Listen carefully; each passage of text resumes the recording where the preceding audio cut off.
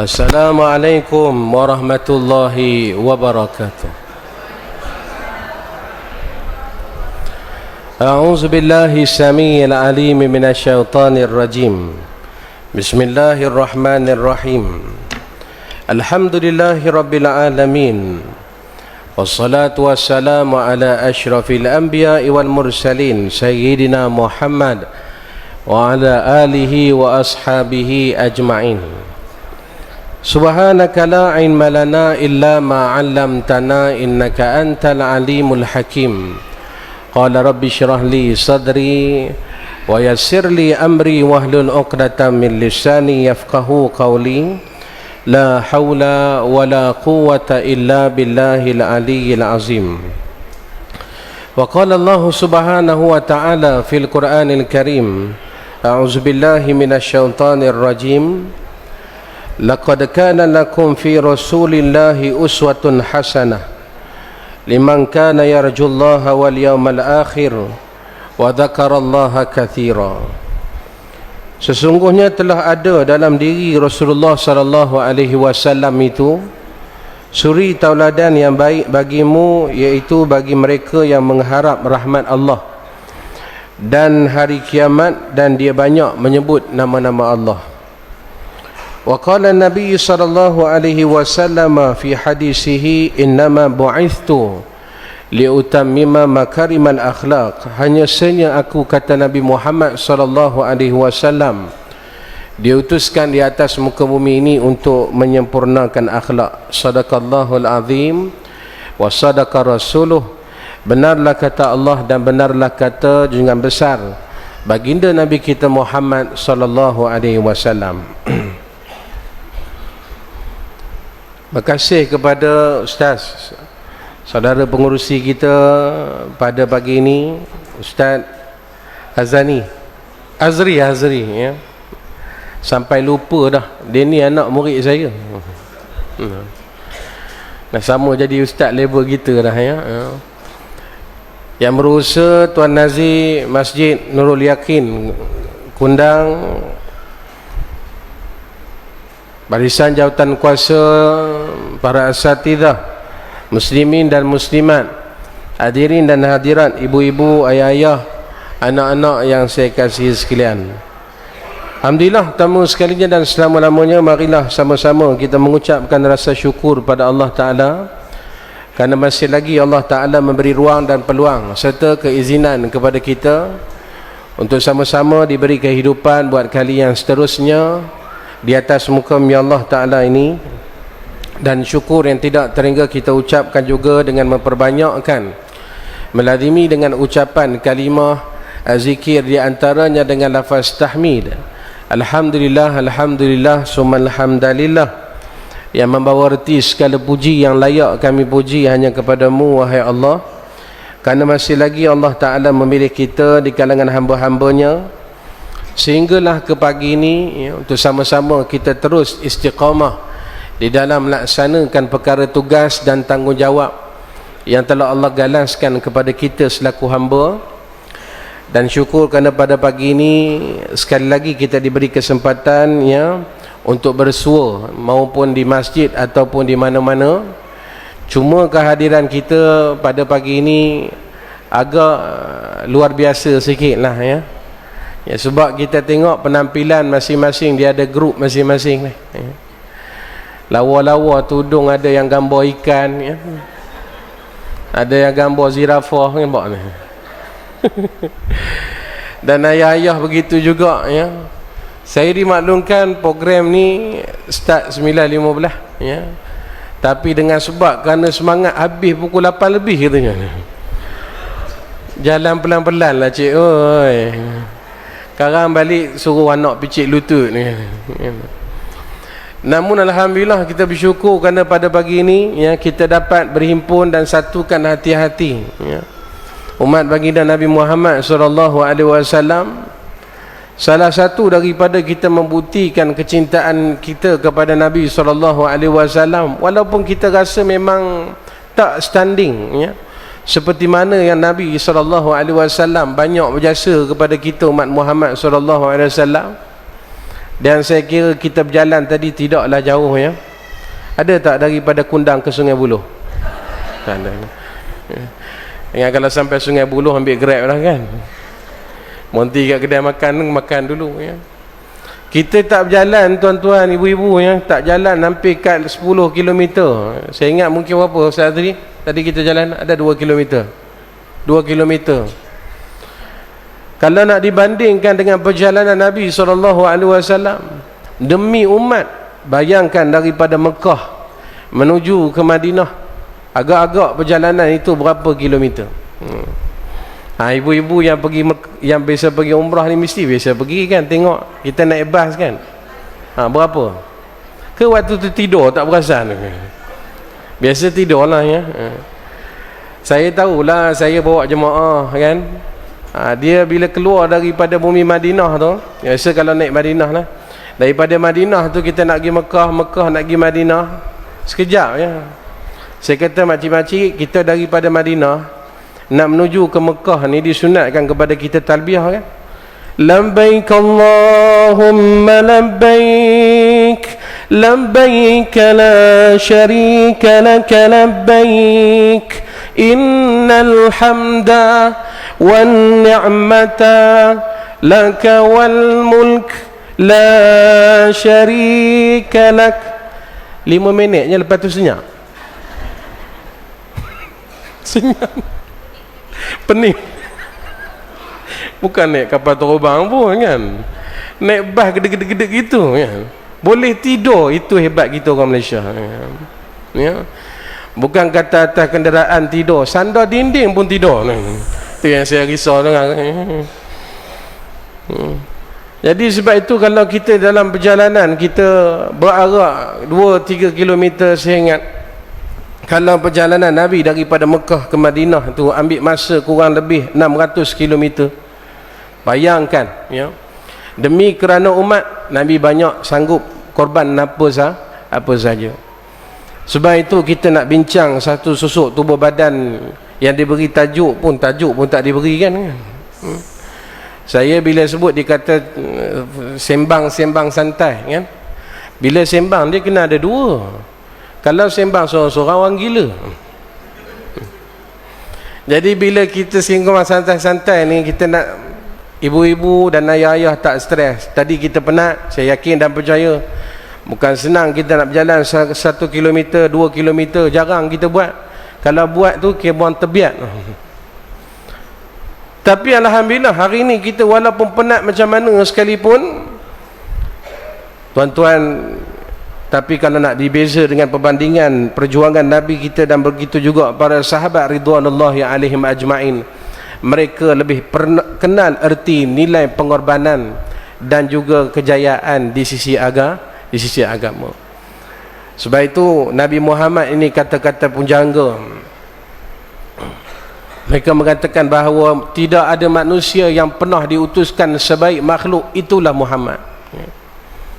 Banyak hari antara hari, tidak semulia hari Jumaat. Banyak nabi antara nabi, tidak semulia nabi. Bukan senang nak jumpa sosok tubuh badan. Saya yakin dan percaya saya, tuan-tuan dan ibu-ibu seumur kita rindu pada Nabi, betul tak? Alangkah indahnya hidup ini, andai dapat ku tatap wajahmu, kan pasti mengalir air mataku karena pancaran ketenanganmu. Ikut ayah-ayah kalau ikut belum lagi semangatnya. Alangkah indahnya hidup ini, andai dapat ku kucup tanganmu, moga mengalir keberkatan dalam hidupku untuk mengikut jejak langkahmu. Baru tarik. Ya Rasulullah, ya Habib Allah, tak pernah ku tatap wajahmu. Adik-adik, ya Rasulullah, ya Habiballah, kami rindu padamu. Adik-adik tak bunyi langsung, malulah komen tu.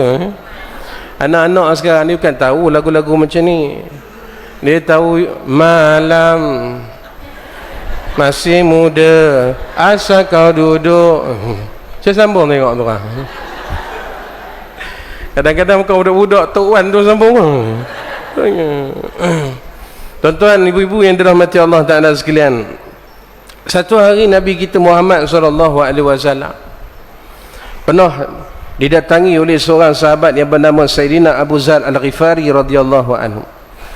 Dia pernah bertanya, tuan-tuan, sebab dia tengok akhlak Nabi ini, budi perketi ini, Nabi ini tak boleh nak manusia yang nak challenge-nya. Lalu dia tanya kepada Nabi SAW, wahai Rasulullah, kam anbiya, berapakah jumlah para nabi-nabi yang pernah Allah Ta'ala utuskan di atas muka bumi ini? Maka apa jawab Nabi? Sejumlah para nabi 100,000 wa 24,000.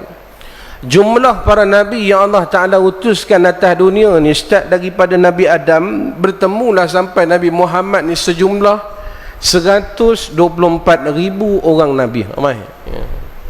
Oh, Mak Arik li sukun. Panjang. Dalam 124,000 orang nabi tadi, maka Abu Zar ditanya, kam rusulun minhum, berapakah jumlah para rasul pula di kalangan mereka? Maka Nabi kata, 300 wa 13 jamman ghafira. Jumlah para rasul di kalangan para nabi 124,000 itu Allah angkat seramai 313 orang untuk dijadikan sebagai dalam 124,313 terselit nama Nabi kita Muhammad SAW. Dan yang kita duk hafal di pasti, yang kita duk hafal di tadika, di sekolah-sekolah, 25 orang rasul tu datang daripada mana? Ni dia terletak namanya dalam Al-Quran, mula Nabi Adam sehinggalah bertemu dengan Muhammad. Ada juga selit Nabi kita Muhammad. Dalam 25 itu Allah select pula, pilih, diangkat 5 orang menjadi ulul azmi, mereka yang mempunyai keazaman yang kuat dalam nak menempuh onak duri dalam berdakwah. 5 orang yang diangkat sebagai ulul azmi. Pertama Nabi Nuh, kedua Nabi Ibrahim, ketiga Nabi Musa, keempat Nabi Isa, dan yang kelima Nabi. 5 orang selit juga Nabi kita Muhammad SAW. Dalam 5 orang diangkat ulul azmi, bayangkan seorang Nabi yang Allah Ta'ala angkat mereka di kalangan Nabi-Nabi dan para Rasul alaihimussalatu-wassalam yang pernah hidup di atas dunia ni, yang diangkat sebagai Imamul Mursalin, imam kepada para Rasul, dan juga di padang mahsyar esok menjadi penghulu sekalian Rasul. Agak-agak siapa ibu? Itulah Nabi kita Muhammad SAW. Sebab itu ada seorang pemuda pada zaman Nabi Musa SAW yang Allah Ta'ala anugerahkan usia dia agak panjang berbanding daripada umur kita. Umur umat-umat terdahulu memang panjang-panjang. Umur kita ya biasa Nabi sebut al-a'maru ummati baina sittin wa sab'in. Umur umat aku ni average 60 ke 70 tahun saja. Yang lebih tu subsidi, hati-hati. Tiup sikit jatuh. Yang lebih tu kira lebih kita bersyukur sebab Allah panjangkan, standkan dia punya tempoh hidup kita. Tapi umat-umat dahulu ribuan tahun, ratusan tahun, hatta Nabi Nuh alaihi salatu wassalam sendiri diriwayatkan umur dia hampir mencecah 1050 tahun. Kalau umat dulu, kalau kita tanya berapa umur pakcik, 700, biasa. Tapi kalau sekarang saya ceramah merata, ya. Cuma di masjid ni ya jarang-jarang. Bukan jauh pun saya duduk Taman Rahmat Jaya, ya. Jaya. Tu tukang masak tu. Ustaz tu tukang masak tu. Kan jauh pun, ya. Tapi jarang-jarang, biasalah penduduk tempat sendiri memang begitu kan. Dia jemput orang luar kan. Tuan-tuan yang dirahmati Allah Ta'ala sekalian, ya. Kalau sekarang saya pun ceramah di Johor, saya pergi Melaka, saya pergi Penang, saya pergi Kedah, saya pergi, tak pernah lagi jumpa saya tanya pakcik berapa umur pakcik. Dia tak pernah saya dengar. Alhamdulillah setakat ni ustaz, umur saya hampir-hampir 747, tak pernah dengar. Kalau ada risau juga tu bukan manusia, saka mak. Yang paling panjang orang Johor. Orang Johor. Orang Johor ada sini kan? Orang Johor majoriti hampir kat 9 siri atas. Berapa umur pakcik? 90 lebih. Yang ni 93, yang ni 97, yang ni 93. Dia kata, ustaz, pagi tadi kami menguruskan sahabat kami, baru saja meninggal. Dia umur dia 1 hari nak cukup 100. Saya bila dengar tu rasa nak patah balik. Takut dia ceramah depan tu. Takut ceramah depan mumia. Mumia kan? 100 tahun, 90 tahun. Saya tanya pakcik-pakcik ni, apa habis-habis kuliah tu biasa ada makan? Lepas ni ada makan ke? Kan? Biasa kalau lepas ceramah, ibu-ibu pun ada makan lepas ni, insyaAllah, ya. Ibu-ibu tolong makanlah makanan, saya pun nak tergerak lepas ni, ya. Tuan-tuan, waktu ceramah, waktu lepas makan tu, saya tanya pakcik-pakcik, kalau orang di sini macam mana sampai Allah Ta'ala boleh anugerah umur sampai 90, 80 ni, apa resepi ataupun tips yang pakcik amalkan yang boleh saya kongsikan dengan jemaah-jemaah Seri Kundang ni? Saya tak sebut Seri Kundang lah. Saya nak kongsi amalan. Kalau selagi mana amalan itu baik, boleh dapat saham pahala jariah pula. Apa salahnya? Apa kata pakcik tu? Dia kata kami ni memang dah train daripada dulu dah. 2 benda yang kami ni buat dalam hidup kami, yang kami tak pernah tinggal, ya. Kami tak pisahkan hidup kami dengan 2 amalan ini. Apa dia? Yang pertama, dia kata kami tiap-tiap malam qiyamul lail. Tiap malam qiyamul lail. Saya waktu tu saya terkejut, takkanlah tak miss langsung kan, takkanlah tak cuti langsung. Dia kata macam ni lah ustaz, dalam setahun kita ada 365 hari. Dalam setahun ada 12 bulan. Katalah setiap bulan kami tinggal sehari. 365 tolak dengan 12, berapa agak-agak? Cepat. 365 tolak 12. Siapa boleh jawab, dia boleh balik dulu. Berapa? 53 hari. Dia kata 353 hari dia bangun, 12 hari tak bangun. Saya bila dengar dia cakap tu, saya pun sama juga, tapi terbalik lah. 12 bangun, baki tak bangun. Itu pun mujur lah bulan Ramadan dulu orang panggil, ustaz bawa qiyam. Kalau dia tak panggil bawa qiyam, saya pun lebur juga. Tuan-tuan, pertama dia kata dia tak pernah tinggal solat malam. Qiyamul lail 1/3 malam tu yang kita tanam azam, tuan-tuan ni. Walaupun tidak 30 hari sebulan tu kita buat, paling tidak selang-selang dapat juga kita kecap 15 hari dalam masa 1 bulan. Alhamdulillah. Rupanya Allah Ta'ala tengok hamba dia sedang bersyukur kepada dia. Bersyukur di atas nikmat yang Allah Ta'ala bagi, sihat dia, masa lapang dia Allah Ta'ala bagi kepada dia, dia bersyukur. Lantas Allah panjangkan usia dia. Maknanya manusia ni tak bawa masalah di sisi Yang kedua, apa dia yang kedua? Mana kami tahu? Yang kedua, ya, dia bagi tahu pada saya dan saya sampaikan pada tuan-tuan. Dia kata antara ibadat amalan yang kami praktikkan adalah kami suka bersedekah. Rupanya orang bersedekah ni Allah panjangkan umur. Baik tu ibu-ibu yang nampak panjang umur ni rajin bersedekah. Tabung ada lalu kejap lagi. Sebab saya tengok geram, tengok kat tangan tu merelip-merelap.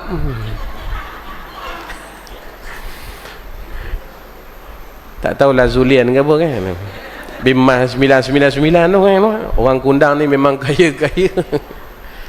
Tuan-tuan, ibu-ibu yang dirahmati Allah Ta'ala sekalian ya. Dua amalan ni yang diamalkan. Pertama, bangun sepertiga malam. Yang keduanya, dia banyak bersedekah. Dengan sebab kerana Allah melihat, walaupun Allah Ta'ala berikan kepada dia nikmat ialah mempunyai wang, harta yang banyak, tapi dia tidak menjadikan harta itu mencengkam dalam diri dia. Sebab itu antara perkara yang Nabi pesan kepada kita yang kita nak hayati ni, sambutan Maulid Nabi SAW ini, Nabi cukup takut di akhir zaman. Pertama, Nabi confirm tak bertemu dengan kita, betul? Tak bertemu dengan kita. Tapi dalam hidup kita, tuan-tuan, walaupun kita tak pernah bertemu dengan Nabi, tapi saya yakin dan percaya orang yang hadir pada pagi ini, kita mengharapkan kalau tidak bertemu secara zahirnya, kita nak bertemu dengan Nabi dalam mimpi, betul? Nah.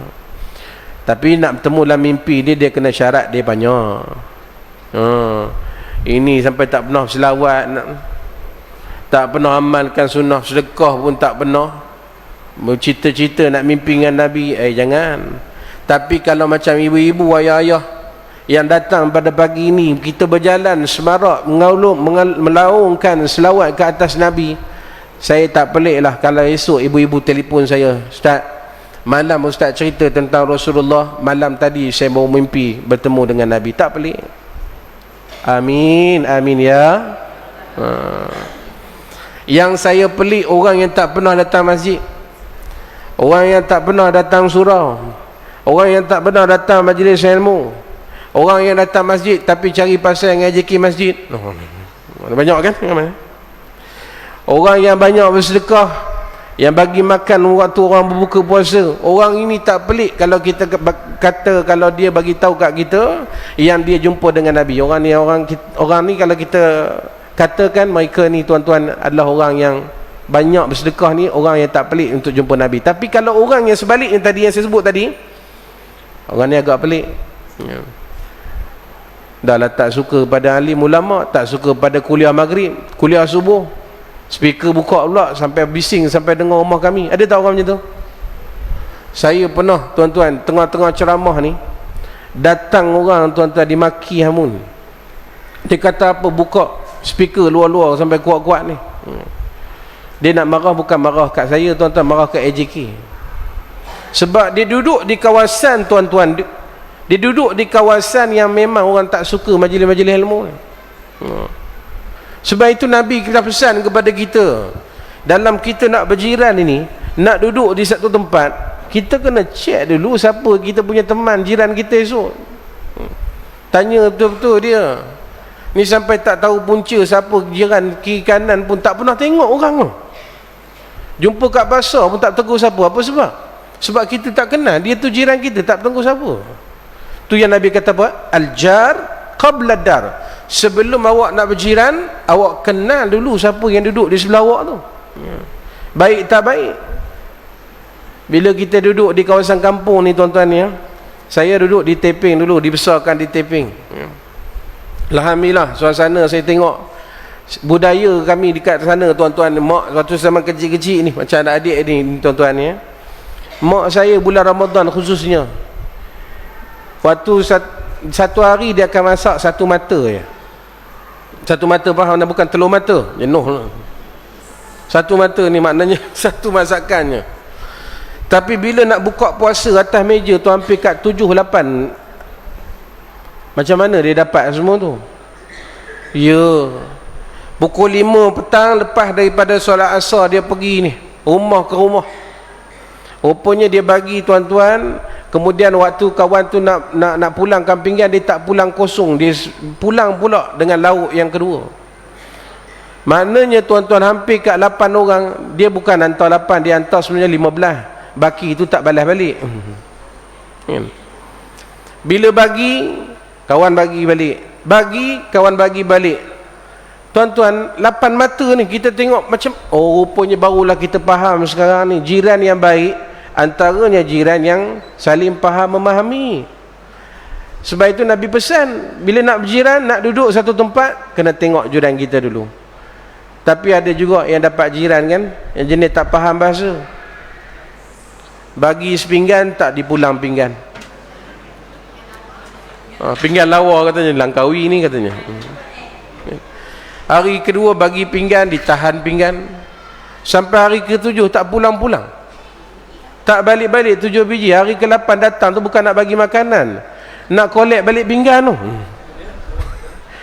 Dia dengan muka tak malu, tuan-tuan, hari ni nak hantar apa pula katanya. Tuan-tuan, Nabi SAW dia pesan dah daripada awal dah. Sebelum kita nak berjiran ni, tengok dulu siapa jiran kita. Sebab apa? Biar kita hidup ni dalam keadaan suasana aman dan harmoni dan jauh daripada hasad. Amin ya rabbal alamin. Sebab itu Nabi pernah cerita pada sahabat tadi, dalam kehidupan zaman umat Nabi Musa alaihi salatu wassalam, ada seorang pemuda yang Allah panjangkan usia dia hampir kat 200 tahun dah. Tabung dah mula keluar gerak dah ya. Pastikan dia berhenti dulu, jangan laju sangat ya. Dia berhenti dulu, jangan tengok senyum sedekah tu lain tu ya. Senyum memang sedekah kan ya. Tuan-tuan dan puan-puan yang dirahmati Allah Taala sekalian, sambung balik cerita. Maka Nabi bagi tahu satu hari bila ditakdirkan pemuda ni, tuan-tuan, usia hampir 200 tahun meninggal dunia. Cuma dia, tuan-tuan, dengan masyarakat dia tak berapa nak bercampur. Dia tak berapa nak bercampur dengan masyarakat. Ada gotong royong dia tak tolong. Dengan masyarakat jiran-jiran tak bertegur siapa. Masalah kucing rumah rajin bela tapi tak pandai basuh berak rumah jiran. Kan banyak berlaku kayak itu. Sampai tuan-tuan jadi isu dalam WhatsApp, bergaduh siapa punya kucing ni. Saya bukan kata duduk di sini, duduk di tempat lain pun mana benda yang sama ya. Tak pernah kenal jiran. Subhanallah, na'udzubillah min zalik ya. Sampai satu tahap bila kematian dia, tuan-tuan, orang boikot dia. Orang kata tak payahlah kita nguruskan dia cara Islam, gi je lempar mana-mana, lempar mana-mana tempat yang orang tak tahu. Supaya kita pun selesai, tak penat-penat kita nak uruskan jenazah dia. Semua pakat setuju, kita sokong. Bila dah dibuang jasad tersebut, malam Nabi Musa, tuan-tuan, dapat mesej daripada Allah. Sebab kita tahu Nabi Musa ni, tuan-tuan, kalimullah, orang yang boleh bercakap terus dengan Allah Ta'ala. Allah bagi tahu, wahai Musa, awak pergi tempat sekian, awak pergi collect satu jenazah yang sudah dibuang oleh masyarakat, komuniti mereka. Nabi Musa ketika itu, tuan-tuan, dia tak bertanya pada Allah, kenapa nak kena pergi cari, nak kena ambil, nak kena nguruskan. Nabi tak tanya, Nabi pergi selesaikan dulu. Ajaklah beberapa orang pengikut dia, pergilah, tuan-tuan, angkat jenazah, menguruskan cara jenazah matinya orang Islam, dengan mandi dan kafankan, kemudian solatkan, kemudian dan kebumikan. Biasa kita buat kan, ibu-ibu, ayah-ayah ikutlah sekali bila ada kematian. Sebab dengan kematian tu sebenarnya dia dapat tazkirah diri kita ya. Saya pernah, tuan-tuan, cerita benda ni lama dah. Pengalaman saya dulu imam di Masjid Bandar Tasik Puteri ya. Duduk kat situ. Bila jadi imam ni, saya ingat mudah sangat jadi imam. Saya ingat angkat takbir, baca Fatihah, bagi salam, pergi tahlil, makan kambing. Saya ingat itu je. Rupanya antara kita tugas imam ni kena belajar mandi mayat. Alhamdulillah, dapatlah juga, tuan-tuan, berani mandi mayat tu. Sebab apa, dulu kita duduk di belajar di Mesir ni, tuan-tuan, memang dia ada khusus mandi jenazah. Tapi yang jadi jenazah tu bukan mayat yang original. Yang jadi jenazah tu kawan kita yang hidup ni. Bila kita mandi ke, dia air masuk mulut. Air masuk mulut, air masuk hidung kan. Bila dah siap mandi, tuan-tuan, tak payah kita angkat, bagi tahu, mak dah siap, bangun. Dia bangun. Kalau sekarang kita cakap, kita dengan kita bangun. Bila waktu kita kapankan dia tu kan, kita ikat kan, bila dia rasa ketat sangat, dia aduh.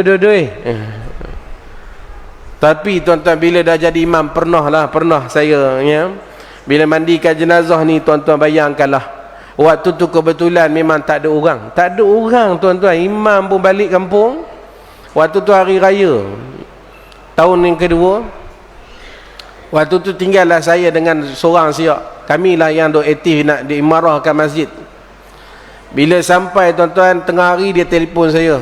Dia kata, "Ustaz, datang masjid Ustaz." Saya kata, "Datang pun datang masuk Zuhur lagi."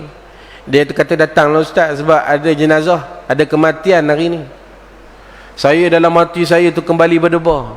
Dalam hati saya, hari ni lah kau nak mati ya. Carilah hari lain. Dok, kadang-kadang terdetik tu kita punya perasaan nervous ni, takut ni.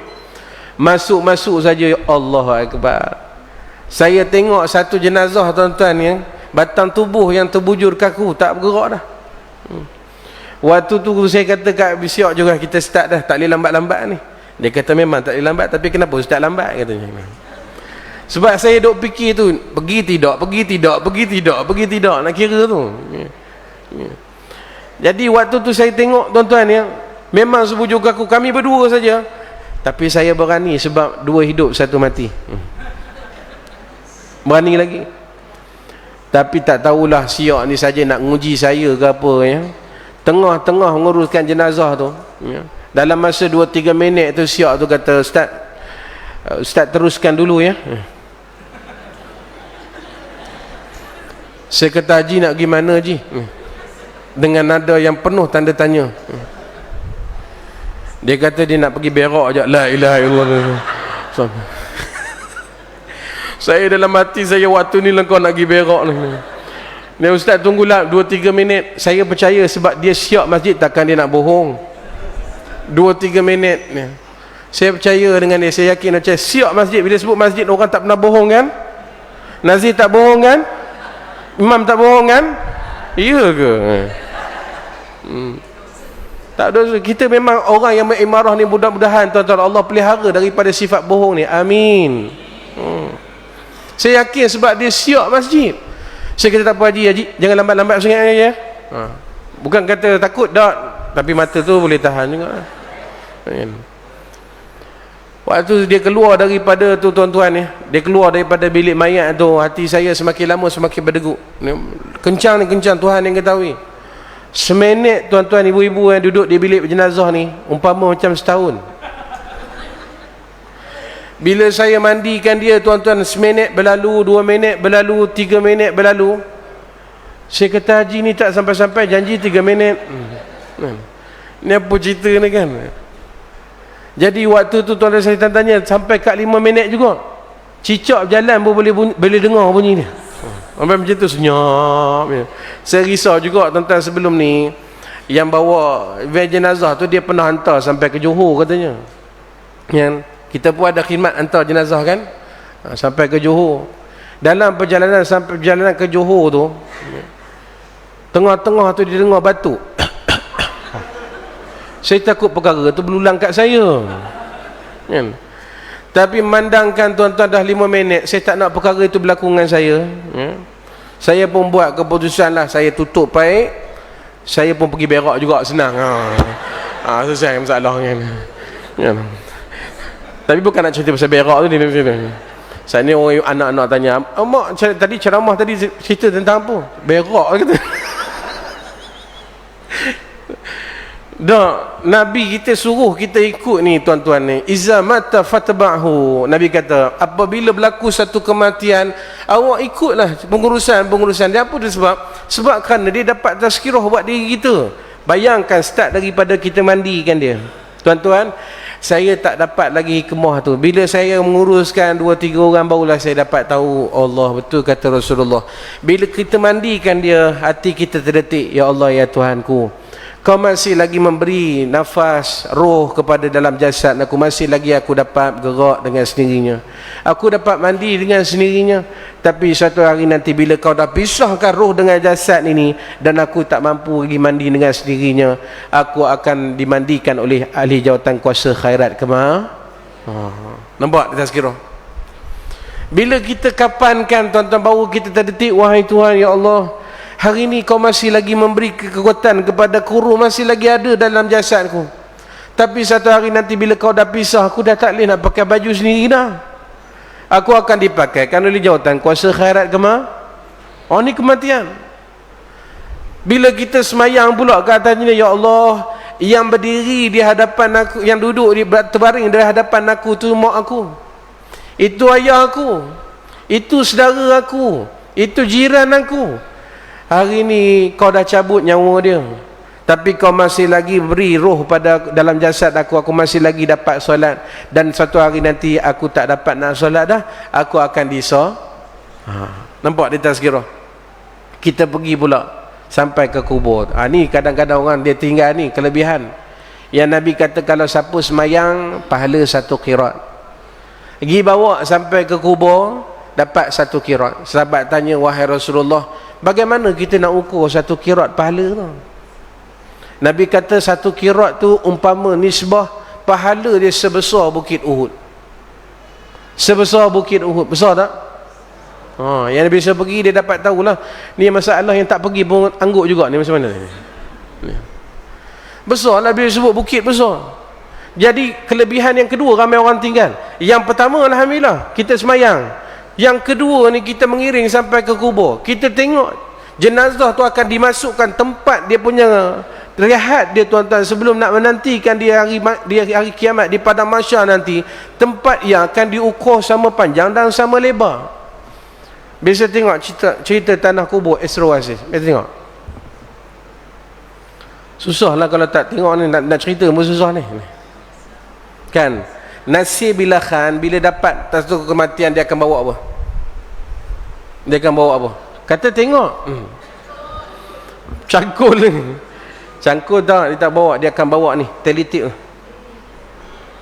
Dia akan bawa tip. Dia akan ukur sama panjang, dia akan ukur sama lebar. Inilah bahagian kamu esok kami nak ukur, nak korek. Inilah dia punya saiz dia. Tuan-tuan, bila kita tengok keadaan ni, Allahu Akbar, kecilnya tuan-tuan ni, beza dengan rumah kita. Kalau rumah kita hari ni, kita ada yang buat setingkat, ada yang buat 2 tingkat, ada yang sampai 10 tingkat, betul kan? Maflet 10 tingkat. Kita boleh duduk esok kat sana. Awak tak boleh nak request perkara kali kubur. Saya ingat saya nak request lah kat bapak saya biar 10 tingkat. Apa usah 10 tingkat? Dan kalau malaikat nak pukul, kita pergi tingkat 2. Boleh gitu? Tak boleh. Tak boleh. Oh no, tak boleh. Tak boleh. Tuan-tuan dan puan-puan yang dirahmati Allah sekalian,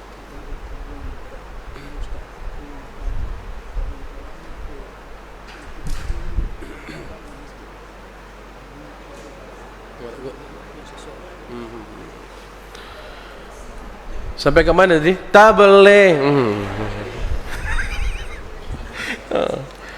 Tuan-tuan, bila kita tengok di tanah kubur tu, tempat kita rehat kita, itulah keadaan dia. Tapi ibu-ibu dan ayah-ayah jangan susah hati, ya.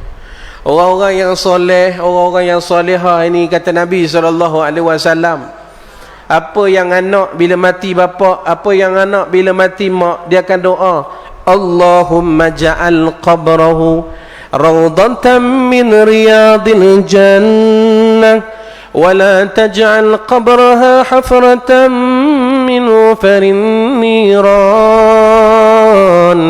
Wahai Tuhan, awak jadilah tempat persinggahan bapa saya, pakcik, Imam Bilal, seolah-olah perjalanan mereka di sana dipermudahkan, dan jadikan tempat lubang kubur itu seolah-olah mereka duduk di dalam taman-taman syurga.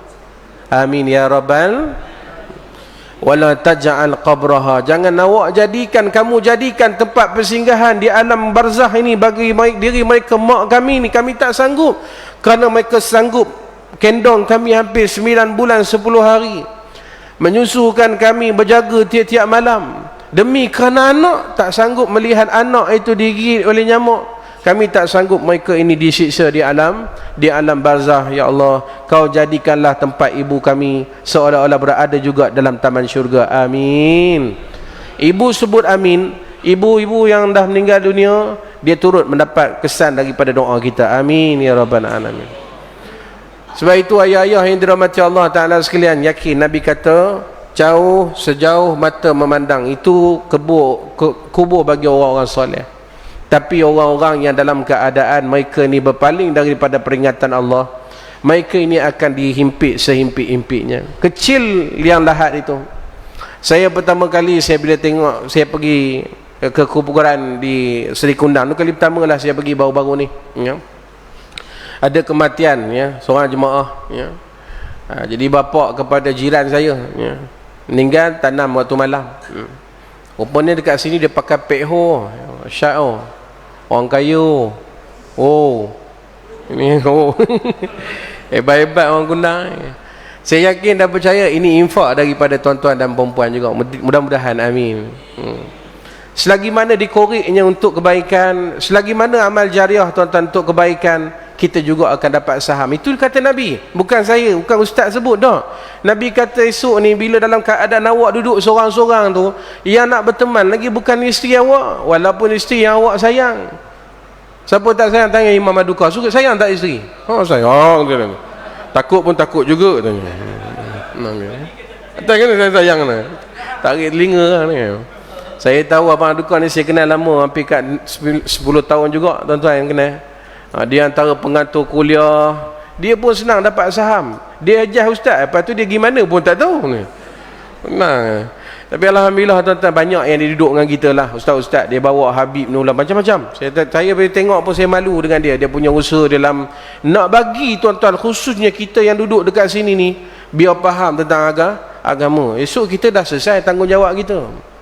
Tuan-tuan yang dirahmati Allah, kubur yang sempit tadi bila saya tengok tuan-tuan, kalau lah orang soleh alhamdulillah sejauh mata mandang, tapi kalau orang-orang yang pelaku maksiat, macam mana keadaan? Allah jawab dalam Quran, wa man a'rada an zikri fa inna lahu ma'isyatan dhanka. Siapa yang berpaling daripada peringatan Allah Ta'ala, yang tak sayang kepada Nabi, yang duk hina sunnah Nabi SAW, maka orang ini akan disempit sesempitnya sehingga bertembung di antara rusuk kanan dengan rusuk kiri. Agak-agak sakit dah ibu. Oh, subhanallah. Memang kita tak boleh nak jawab sakit tu macam mana sakit yang kita dah kena. Ibu-ibu kena ingat, ya, bila berlaku satu aksiden, saya pernah tengok tuan-tuan, ada seorang pemuda ni, abang ni dia baru balik daripada kerja, saya baru balik daripada sekolah, saya ngajar di Samir, tahu Samir? Sam Rawang, Sekolah Agama Menengah Rawang.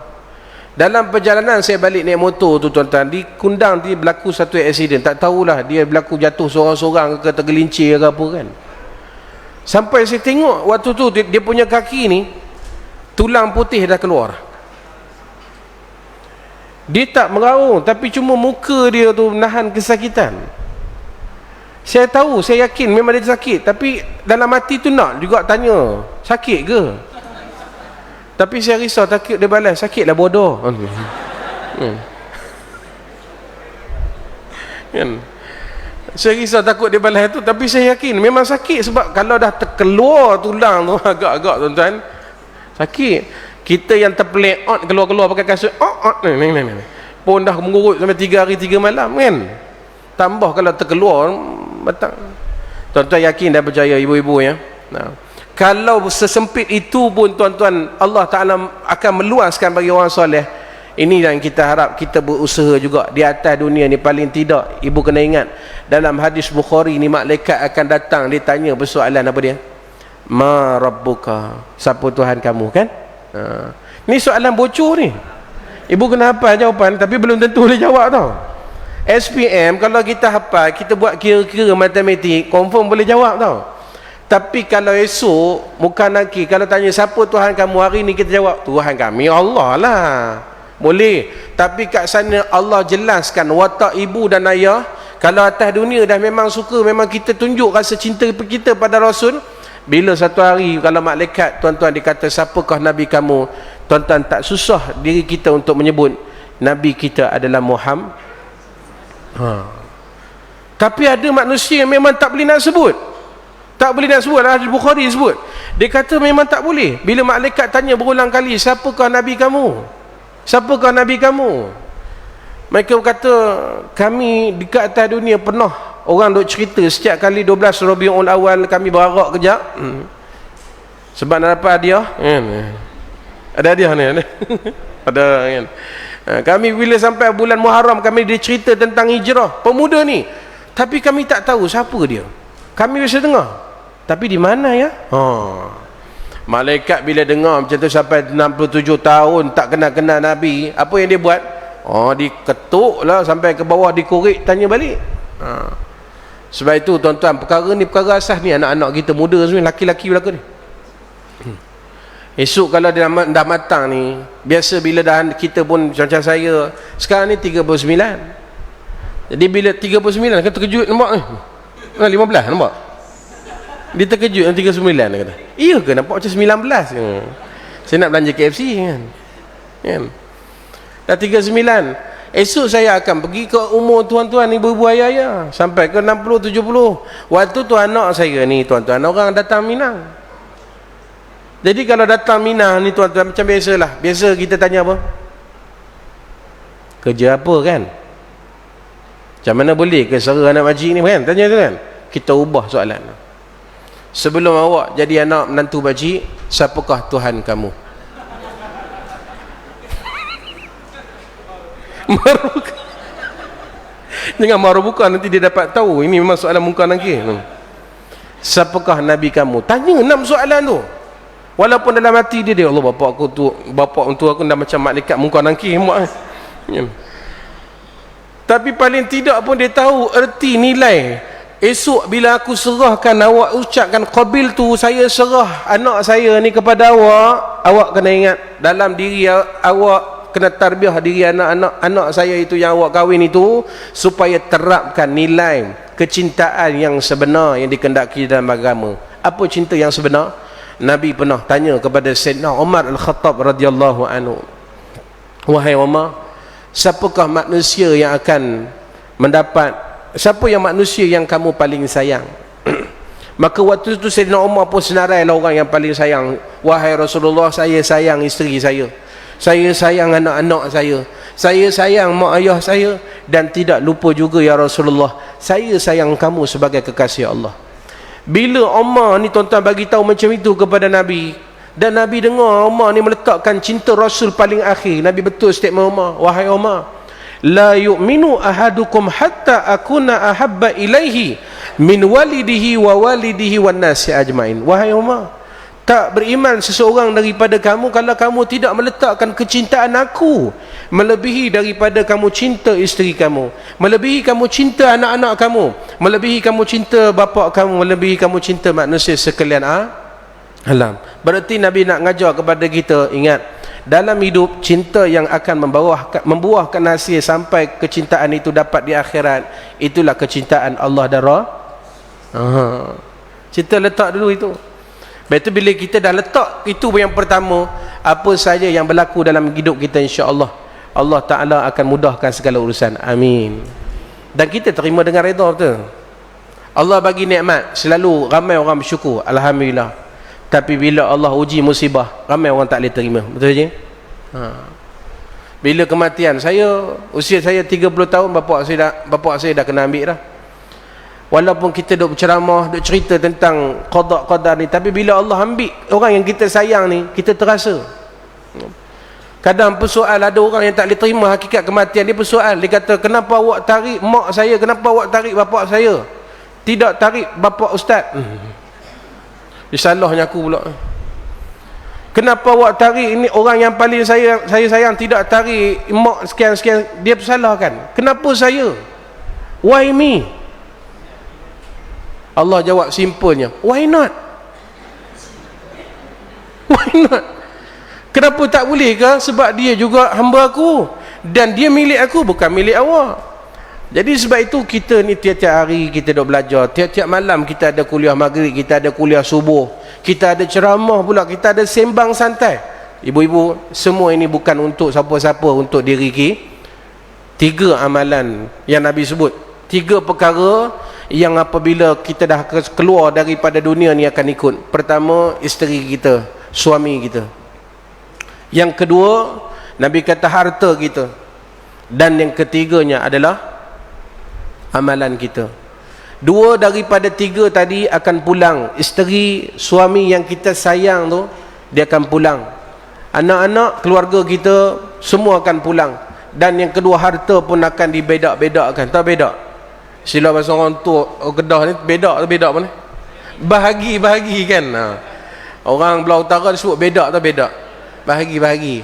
Kita ada sistem pula Islam, nama dia sistem faraid. Faridah. Faraid. Faridah ni. Faridah betul, ada faridah betul. Oh tepat.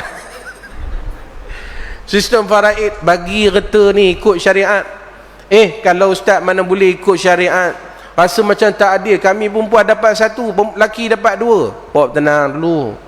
Sebab dalam Islam, sistem faraid itu, keadilan Islam ada pada sistem itu. Bila kita dah faraid, dua lelaki satu perempuan, katalah bapak meninggal, tinggallah 3 juta. Banyak menor kata pak dia. Rupiah. Saya nak budak kira ni 3 juta. Yang adik lelaki dapat 2, yang perempuan dapat 1. Adik rasa tak puas hati, mana boleh bang, kita mak dan ayah yang sama, abang dapat 2, saya dapat 1, tak apalah, demi kerana nak menjaga ukhuwah kita, sebab kita tinggal 2 je, mak ayah dah tak ada dah ni. Tak apalah, bahagian abang yang 1 tu abang bagilah 500 ke adik, jadi kita dapat 1.5 juta seorang. Adik kata okey lah, demi kerana jaga ukhuwah. Sebab itu dalam sistem faraid dia ada pula nama dia takharuj, maknanya kita bawa keluar daripada bahagian yang wajib yang kita dah dapat tadi. Nampak? Sistem Islam cukup cantik tuan-tuan. Ketiga, yang akan jadi sahabat kita terang kubur kita, itu yang Nabi kata amalan. Ibu kena ingat, salah satu daripada perkara 3 juga yang Nabi kata, matilah seorang hamba, terputus segala amalan ibadat dah, kecuali 3. Pertama, sedekah jariah kita. Dengan ini saya diminta oleh pihak jawatan kuasa masjid Nur Yakin Seri Gundang, tabung dah lalu dah, tabung ni dah letak, dah pusing lah, patah balik sekali lagi nampaknya, lambat bagi tahu kan. Jadi tabung tu tuan-tuan adalah untuk kegunaan pengimarahan kuliah-kuliah agama yang telah diatur oleh pihak masjid. Jadi tuan-tuan dan puan-puan kena ingat, setiap sumbangan itu dikira sebagai jariah bagi tuan-tuan di sana. Kita sebut tadi sedekah jariah tadi, ya. Tuan-tuan ibu-ibu kena ingat, kita dah tak mampu dah nak cari, nak bekerja teruk-teruk sangat, nak cari dunia, cukup lah, ya. Apa yang kita ada bersyukur. Syukur apa yang Allah Ta'ala bagi. Itu sifat orang bertakwa, dia ada, dia pernah rasa cukup. Kalau ibu kerja dunia sangat, takkan pernah rasa cukup. Kita apa yang kita ada bersyukur, alhamdulillah. Sebab kalau orang kerja dunia, kita risau takut tercicir akhirat. Jadi ibu-ibu, kalau ada yang lebihan ya duit ataupun rantai-rantai emas tu, ya. Ibu-ibu, saya pernah bila sebut macam ni, ada seorang pakcik dia keluar, saya ingat dia tak suka dengar kuliah saya. Rupanya dia balik rumah, dia bincang dengan isteri dia. Tengah hari dia jumpa imam, dan dia bagi tahu kat imam, betul ke apa yang dicakap oleh ustaz tadi. Sebab saya cerita tentang rezeki saja. Rezeki ni ada sifat barakah, halal, ada yang haram dan ada yang syubhah. Saya kata kita kena jauh daripada syubhah dan haram. Sebab itu Nabi kata kullu lahmin nabata min haram fannar aula bih. Daging yang tumbuh daripada sumber yang syubhah dan haram ini tidak ada tempat di akhirat esok melainkan dalam neraka. Dia punya takut, dia balik bincang dengan isteri dia, rupanya dia datang imam. Betul ke macam ustaz cakap? Imam tu mengiyakan, sebab imam itu belajar, dia faham tentang agama. Apa yang dia buat tuan-tuan? Dia kata, mam, saya nak bawa keluar duit yang tak patut syariah. Tahu tak dia bagi tuan-tuan berapa? Hampir kat RM90,000. Oh, Allah bagi kekuatan dia tuan-tuan, bukan senang nak bawa keluar dengan amount yang banyak ni. Kalau kita 90,000 duit syubhah, agak-agak macam mana? Makan dululah, kita bincang kemudian akhirat. Oh, dia boleh bawa keluar 90,000. Saya kata, mam, 90,000 tu banyak mam, bagi aku 10. Saya dapat 10, saya bawa pergi buat tuan-tuan di Samir tu, buat tanda. Nampak tuan-tuan, kadang-kadang bila kita cerita benda ni, Allah Ta'ala ketuk pintu hati dia berubah, alhamdulillah. Sebab itu kita minta pada Allah, dalam masa yang singkat tuan-tuan, kehidupan kita yang berbaki, tak tahu berapa hari dan berapa bulan lagi dan berapa tahun lagi, ambil langkah yang nak jadi peneman kita esok tuan-tuan, yang setia. Itulah amalan kita, sedekah jariah, ilmu yang bermanfaat, dan anak yang soleh dan solehah mendoakan kedua ibu ayahnya. Jadi tuan-tuan yang dirahmati Allah Ta'ala sekalian, jadi begitulah antara benda yang disebut saya sebutkan pada pagi ini. Dan insya-Allah tuan-tuan, kita teruskanlah ya, berarak kita kalau boleh ya, ajak lagi ramai-ramai. Hari ini saya tengok tuan-tuan ramai. Pagi ini saja boleh katakan hampir setiap masjid. Saya malam semalam forum di Banting ya, forum di Banting saya tengok kemeriahan. Walau saya sampai Masjid Al-Falah, kampung Jenjarum tu, boleh katakan hampir setiap masjid mereka dah mula semalam untuk buat cinta-cinta Nabi SAW ya. Sama ada dengan forumnya, qasidahnya, dengan marhabannya, ahlan wa sahlan. Tapi yang pentingnya jangan lupa tadi marhaban, syarahan, jangan lupa makan. Kan? Makan makan dulu, tak aci lah ya. Makan pagi ya, makan pagi bagi kuat tenaga. Tu yang laju tu ya, patut laju. Lepas ni jangan bagi makan dulu, lambat sikit kan. Saya pun terkejut abang malam insya-Allah, malam ni ada lagi katanya insya-Allah. Jadi ibu-ibu, sebelum saya tutup ya majlis ini sempena dengan sambut Maulid ni, jadi di sini ada sedikit tuan-tuan ya, bawa abang Imam Aduka kita, dia bawa satu kitab 24 jam kehidupan Rasulullah sallallahu alaihi wasallam. Saya tengok buku ni cukup menarik tuan-tuan ibu-ibu ya. Sebab kerana bila kita sebut cinta tentang Nabi ni, tak kenal maka tak cinta. Kalau saya sebut macam itu, salah tak sebut tak kenal maka tak cinta? Tak salah, sebab saya 3-0 lagi ya. Tapi kitab ini dia cerita tentang susuk tubuh badan apa yang ada pada diri Nabi SAW. Jadi kalau ibu-ibu yang mana baru nak belajar, nak kenal Nabi, nak jumpa dengan Nabi, nak mimpi jumpa dengan Nabi, boleh dapatkan buku ni. Saya tak ada ambil royalty apa tau, saya cuma disuruh untuk wawarkan saja. Dan buku ni berharga berapa bang? Masya Allah, RM500 sahaja lah dulu. Orang tak nak beli lah kita RM5 saja yang boleh dapatkan di luar sana bang. Jadi RM5 insya-Allah. Paling tidak pun sikit sebanyak kita dah kenal susuk tubuh badan Nabi ya, kelebihan, dalil dan menceritakan tentang hebatnya Nabi kita Muhammad sallallahu alaihi wasallam. Mudah-mudahan kita mengharapkan walaupun kita tak pernah bersua dengan Nabi, tetapi insya-Allah kita akan dapat syafaat daripada Nabi sallallahu alaihi wasallam pada hari kiamat nanti. Amin. Amin ya rabbal alamin. Sekadar itu tuan-tuan, pada malam ini, pada pagi ini malam naknya. Ni kira nak balik tidur itu yang malam tu kan. Jadi sekadar itu dulu, mudah-mudahan yang baik daripada Allah, yang lemah kelemahan daripada diri sendiri. Aku qauli hadza wa astaghfirullahal azim li wa lakum. Assalamualaikum warahmatullahi wabarakatuh.